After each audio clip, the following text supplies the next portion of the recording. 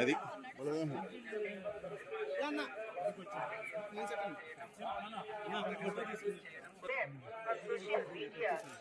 బాబు వెనక్కి రండి.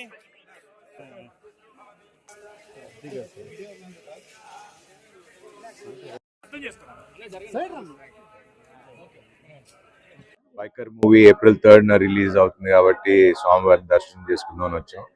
సో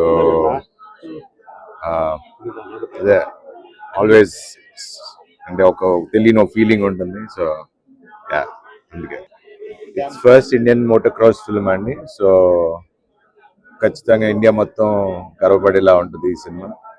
ఇలాంటి స్పోర్ట్ ని తీసుకొచ్చాం. సో గర్వించే సినిమా తీసాం అనుకుంటున్నాం. ఇప్పుడేం స్వామివారి దర్శనం బయటకు వచ్చాము. బయట April 3rd మా మూవీ వస్తుంది. సో ఈ బ్లెస్సింగ్స్ స్వామివారి బ్లెస్సింగ్స్ మా మూవీ హిట్ అవ్వాలనుకుంటున్నాను.